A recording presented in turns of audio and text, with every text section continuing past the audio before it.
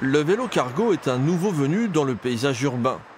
La bicyclette à rallonge est généralement utilisée pour conduire les enfants à bon port.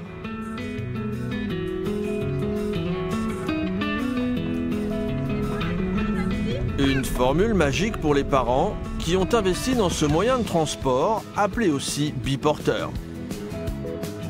Mathilde Bach utilise un vélo cargo entre l'école et la maison depuis 3 ans. C'est moins de stress le matin avec les enfants parce qu'ils sont contents de rentrer dans le vélo, alors qu'avant dans la voiture, c'était la bagarre pour les attacher dans le siège auto, alors que là, ils vont volontiers dans la caisse du vélo. Son modèle est équipé d'une assistance électrique et peut supporter un poids de 180 kg, cycliste compris.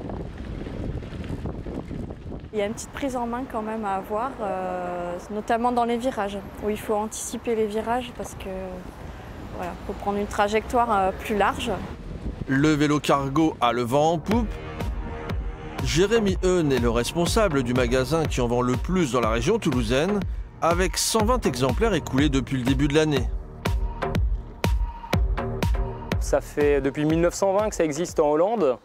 En France, c'est vraiment, oui, depuis 10 ans que c'est émergent et c'est depuis ces 3 dernières années où là, il y a vraiment une prise de conscience. C'est contagieux parce qu'au niveau des écoles, au niveau des crèches, quand certains parents voient ça, justement, ça les interpelle, ils essayent et en général, ils achètent.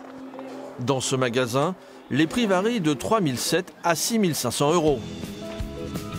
Le vélo cargo fait souvent office de deuxième voiture et parfois même de fourgonnette. Cet artisan toulousain s'est lancé il y a 3 ans dans une activité de bricolage à domicile. Tout son matériel tient dans la caisse du biporteur. C'est là où il faut être judicieux en effet, c'est qu'il faut vraiment avoir l'essentiel pour faire les travaux. Après, moi je ne fais pas des travaux très complexes, c'est vraiment de la bobologie du bâtiment. Il n'y a pas besoin d'énormément d'outils. Le vélo cargo se prête à beaucoup d'usages, de l'utilitaire au plus romantique.